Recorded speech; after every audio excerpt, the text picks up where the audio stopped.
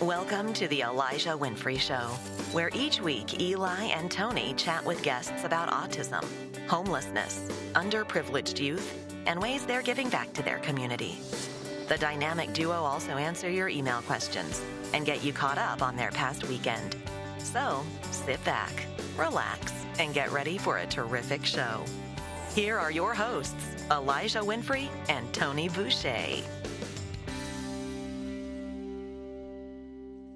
Hello, folks, and welcome to the Elijah Winfrey Show. I'm indeed your host, Elijah Winfrey. Normally, I'm joined each week by my fabulous, wonderful, and super talented co-host, Tony Boucher. Tony is out this week and possibly next week. She has a lot of things going on at the moment, and as we always do, sometimes in life, things come up, and we have to take care of them, and we get extremely busy. And it happens to all of us. It's happening to Tony right now. We have stayed in contact via text. She's doing well. But I think, when sometimes when things happen and you think that you're going or you're doing something for a short period of time, things get busy and you have to pivot and move some things around. And so she's having to do that right now. But she will be back. She will be missed. So today on the show, we're going to continue with our theme of answering all of these wonderful email questions that you all send in that we don't always get to. My producer, Greg Nice, has done a great job of going through the email bag and pulling out some fun questions and some questions pertaining to, my work in the community. And we encourage you, by the way, to continue to send these questions in. Even though from time to time we don't always get to them, we do our very best to get a couple on. And, it's fun to have shows like this where we kind of stop for a second and, really engage the listener in what they want to know, whether it be something personal about Tony and I, or about our continued work in the community. So continue to send the questions in at elijah.winfrey@gmail.com, and we will do our very best to get them on and get them answered. My past week was busy. There are a lot of things going on as we get closer and closer to summer. I made an announcement on Friday that I'm going to be doing a very special signing, meet and greet at the Burnt Coffee Company in Seattle, Washington, May 18th from 10 a.m. to 12 p.m. I am super excited. Well, first of all, for the record, I shouldn't say I'm super excited now, but in the beginning I wasn't. I still don't know how I feel about these types of things. They're fun. I did one in my hometown of Augusta, Georgia, and it was fun. You have to enjoy the moment. That's what I'm learning, and that's what I'm trying to do. I don't know if it's for me long term, but the responses that I've gotten thus far about this upcoming event, it's been humbling. I'm very appreciative. I hope you all come out, and the first 20 families, here's the deal. The first 20 families will get a free signed advance copy of my new children's book that will be released on June 18th, Mariah Loves Summer. I'm going to sign 20 copies for the first 20 families. My first book that was released in December, I Can Be Anything I Want to Be, I will have that book there for purchase. So it's going to be a fun day. A shout out to the Burnt Coffee Company for allowing this to happen. They have great ownership. We've talked on the phone about this event, and they're in a great location. And I encourage you all to stop by. Even if you don't purchase a book, stop by, grab a cup of coffee. This is a great coffee shop, and I support them wholeheartedly, and I am grateful that they allowed me to do this meet and greet. So it's going to be fun. I'll talk a bit about my nonprofit and what I'm doing. I'll chat a bit about my radio show. And it's going to be a good day. I'm excited about it. I can't wait. The weather today is, it's not terrible, but it's not great. But we do have, I think, a stretch of sunshine on the way, which I'm excited about. So it puts me at ease. I can deal with a couple of days of drizzle, maybe a few clouds, a few sun breaks, but I know what's coming behind that, so I'm excited about that. From a health standpoint, I'm doing really well. I had some work done this past week on my body to to get myself in a position to have a productive summer. I've always had back issues, and I needed some work around my back and my neck, and I'm still a bit sore, but I'm able to work out and get on the Peloton, and I feel good. I feel relatively good after those procedures. Family's doing really well. I think the kiddo is in track now, so I look forward to seeing him, run. He's a great runner. He's a sprinter like me. I don't think he's a long distance runner by any means, but his first track meet is next Friday, I believe. So I do hope to be there for that. Lisa's doing really well, busy as always. I think, at times we become two ships passing. I'm doing things, she's doing things. We always find moments, though, to kind of connect and laugh and talk about our days. So everything's good on this front. I hope that you all are doing well, too. I hope that your weekend got off to a good start. It is winding down, and it's been productive and fun. I hope that I hope you've done things that have made your heart and your soul happy. All right, folks, let's get into some of these questions today. These are some fun questions, and some of them I've seen. There are a few that I'm looking at for the first time that I am excited to answer. And we're going to start with Holly in Columbus, Georgia. Holly writes, Eli, can you talk a bit more about your work in the community relating to autism? What is autism? How did you get involved? Holly, that's a good question. So, autism is it's a condition related to the brain or brain development that it impacts how a person perceives and socializes with others. There are a multitude of symptoms. Some of the symptoms, because the spectrum's so broad, I struggle with some of the symptoms per se. Eye contact is one of the symptoms that I struggle with. They say that when you're on the spectrum, you don't make eye contact, and I don't know if I completely agree with that. But again, these are things that doctors have seen and they've diagnosed. So it's hard to argue with, a licensed doctor who's seen this. I would just say I know a lot of people who are not on the spectrum who don't make eye contact. But that's one of them. There is no known cause, right? Giving the complexity of autism. And the symptoms vary in the severity. My nephew, I used to use the term high functioning, low functioning. I don't really use that anymore. My nephew is more outgoing. He's a hugger. He likes to be close to you. He likes to ask questions. He's very loving. My niece, she's loving, but she's not really about, hugging.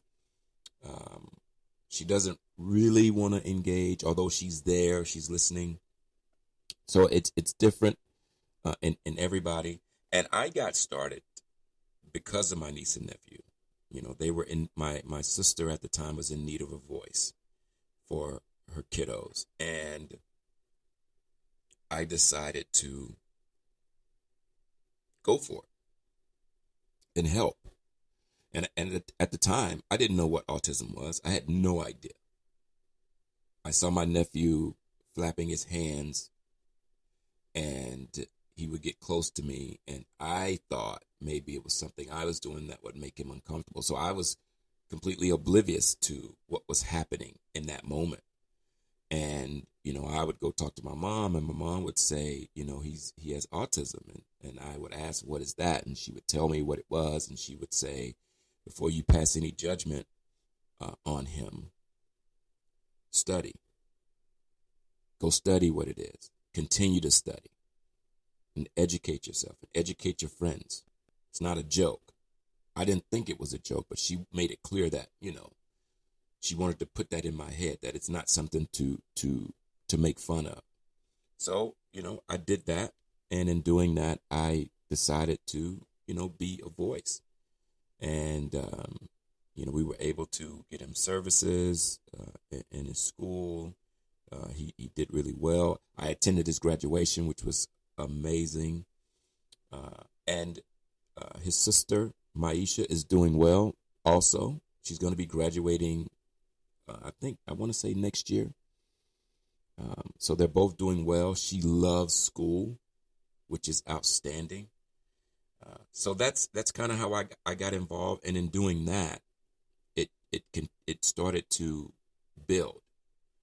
And, I said, well, why not start my own nonprofit? Because at that time, I had started to raise money for Autism Speaks and kind of support what they were doing and be a part of that. But I felt the need to be more in the community, right? If I'm going to do this, I want to make sure I branch out and be more involved in the community. So I kind of did that, started my nonprofit. And, we've done really well. This is year 11. And I am so, so proud of my team and what we've been able to accomplish. None of this is possible without them. So that's kind of how it started for me, Holly. And I'm a paraeducator also in an elementary school here in Washington State, and I see a lot of the kiddos, or a few kiddos, who are on the spectrum. There are some things I wish I could do for a lot of the kiddos. But unfortunately, a lot of that's out of my control. I am, however, helping in other schools with the nonprofit.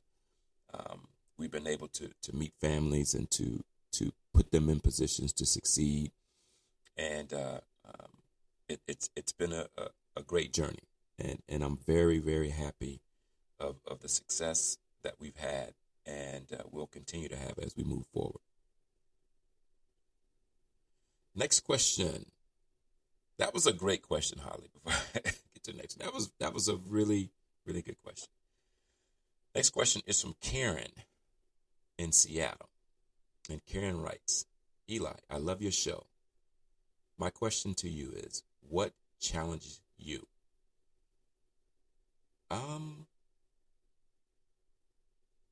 Karen, it depends on what you mean by that. What challenges me? I think I challenged myself to be better than I was the day before.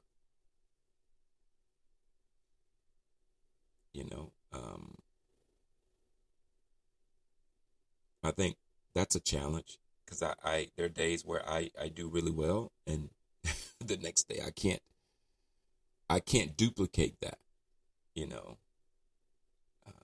and so I often challenge myself to have more back-to-back days where I'm really successful and I'm doing the things that I need to do. it is extremely difficult sometimes. I think, especially when I put together 4 or 5 tough days, where I'm not doing the things that I want to do. And that's frustrating. Or I have, back to back bad days. And so, I think there are a lot of things. This is an interesting question because I wish I knew more. I wish you went a bit more in depth on what you meant by what challenges me. Is it what challenges me to be a better advocate? This is tough to answer because I really don't know what you meant by that. I'm glad you sent the question in, but again, I need a bit more clarity. Let's move on to Camille in New York. Camille writes, Eli, what motivates you to be better every day? And do you have any setbacks? I do have setbacks quite a bit. What motivates me every day is I'm motivated by seeing people around me succeed. It motivates me to continue to do the work that I do. I'm motivated. What motivates me are other advocates in the community who are thriving and working extremely hard. They do a lot of the work that you don't see. That motivates me. The teachers at the local elementary school that I am at, that motivates me to sit in those classrooms and to see them day in and day out put in great effort to get these kids prepared for the next grade and for the future. That motivates me. Watching my wife work motivates me. Watching my son do what he does motivates me. I have a lot of things that I'm motivated by, and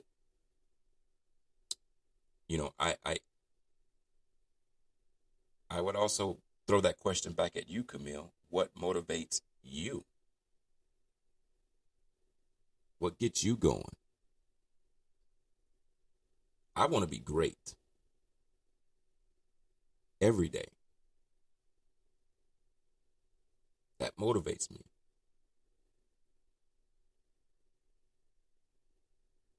But the people around me, oh my gosh. I spent some quality time with some teachers this past weekend, and their conversations, they're always inspiring. They're always fun. We laugh a lot, but they motivate me. They motivate me to be better. So it's a lot of things, and I enjoy that. I really do. I wonder what motivates my producer sitting over in the corner. He's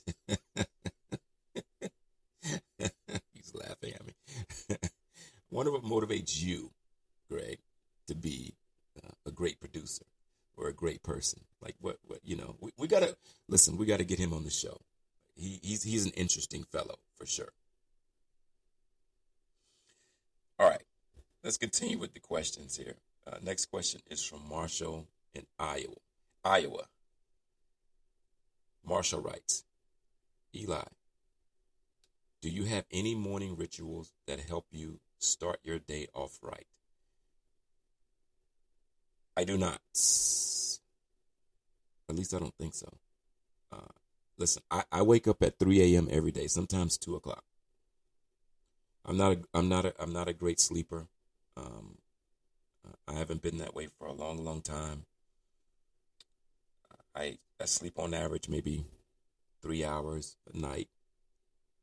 4 if I'm lucky. That's not healthy, but I don't have any rituals that I can call on. Listen, but I've tried. Like I've tried to have a routine every morning, but it's inconsistent. Now, if we're if we're talking clothing, yes, I have a rotation of clothes. It drives some people crazy when I talk about it, but I have a rotation of clothes that I wear that I know what day I'm going to wear it on.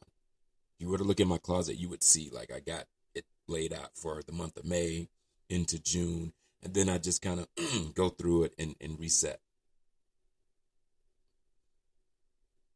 But morning rituals, no, I think once I'm up, I really,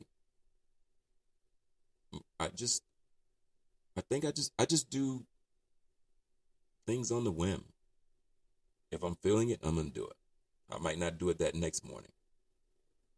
It's all based on how I'm feeling. No morning rituals for me, at least not from a consistent standpoint.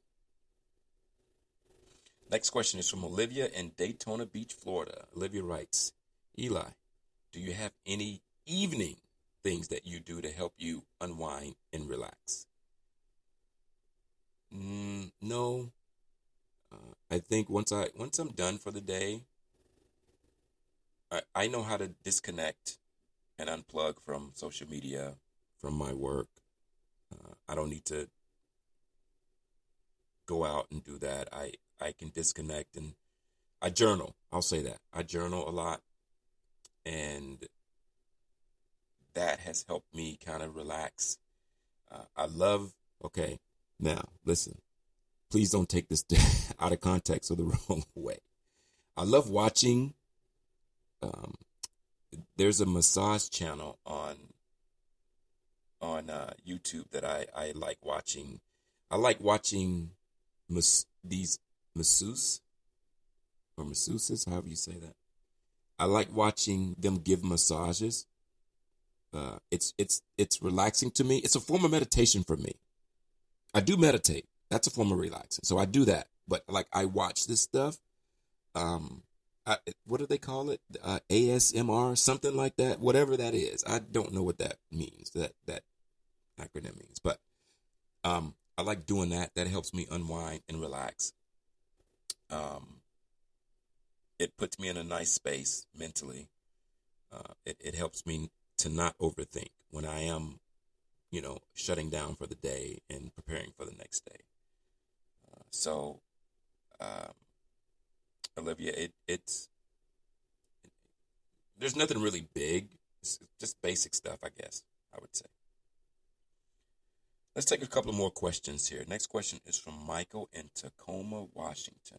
Michael writes, Eli, when will you return to the Church of Disabilities here in Tacoma? We miss you and we would love to see you. Michael, I will be back there very soon. I do miss it. For those who've listened to the show, there's a wonderful church ran by a outstanding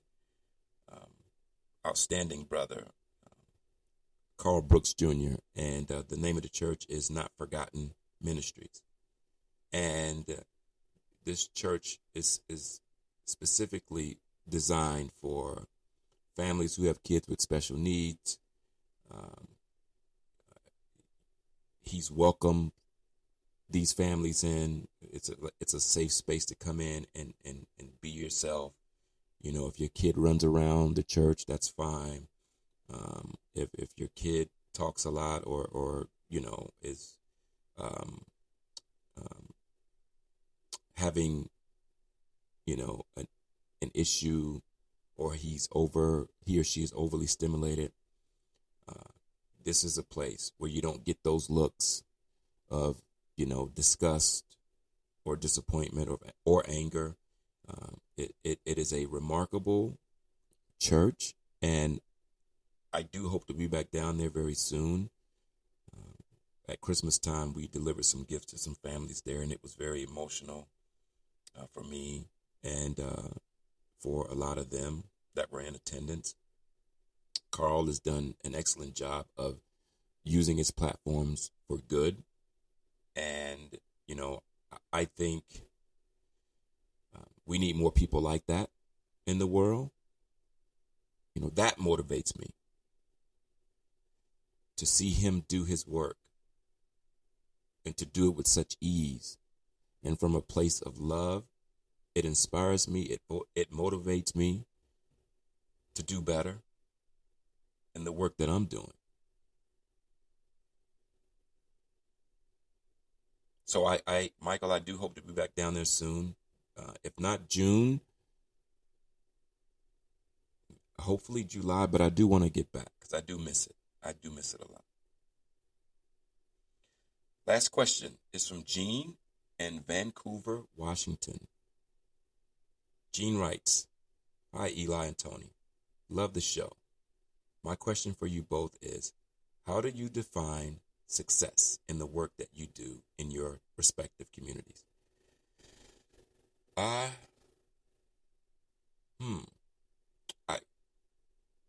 That's a good question. I think, to me, how I would define success for the work that we do, or at least the work that I do in the community, is getting the services for the families that are in need, whether that be from an autism standpoint or from a low income standpoint. If we're able to get them services and help them sustain it, I think it's great. I think we're able to put them in a position to succeed. I think it's awesome. This past February, we, my organization, Team Winfrey, we helped pay rent for a couple of families, and with the goal in mind of as they get their taxes back, right? We've covered the rent. Now they can take their tax money, put a little in savings, right?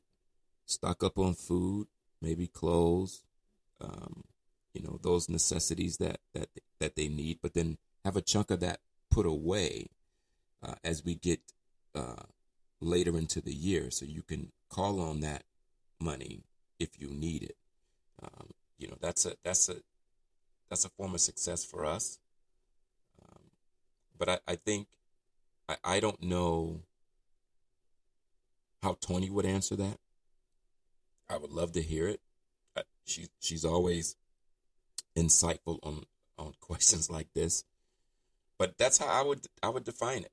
We're able to get them services. It's a win.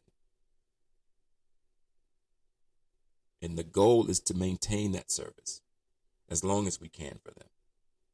That's the most important thing to me. I hope that answers your question, Gene. Those are some great questions today. I was stumped by a couple of them, but I gotta study more on some of these questions that were being asked. But they were great nonetheless. Continue to send them in. Tony and I really appreciate it.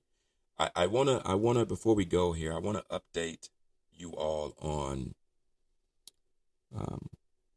my status as a paraeducator or paraprofessional moving forward. I have not made a decision yet on whether or not I will give it a try for another year. I really, really enjoy my time with the kiddos and the staff and the teachers. And, I am definitely going to take some time to really think about, that process as I head into summer as to whether or not it's a good fit for me, at that school, or maybe I give it a shot at another school. My goal in doing this was I signed a 3-year deal in my head. I had a 3-year plan to see whether or not I could love this role. And if I'm being honest, I don't know if I'm loving it. I really like it. Let me say that. I really like what I'm doing. But in order for me to truly feel happy, I have to love it. And, you know, I'm going back and forth on whether or not I should give it a third try. So I think the summer will definitely give me some insight into that. And I wanted to say that here on the show because I have some great people who listen to the show who are always interested in whether or not I'm going to return as a paraprofessional. So I wanted to, you know, once and for all say that I am not sure. And I'm going to leave it at that. And we'll see what the summer holds for me in regards to whether or not I'm going to come back. So stay tuned on that front. And with that being said, that is it for the show today, my good people. I hope that your upcoming week is a successful one. I really do. I am rooting for you. I want you to win. I want you to be successful. Make sure you're getting out in your communities and you're checking in on your family and friends. All right? Put a smile on someone's face. It doesn't take a lot of energy to do that at all. Thank you for listening to the Elijah Winfrey Show. Please be sure to download this show wherever you download your favorite podcast. Till next week, take care. God bless. Bye-bye.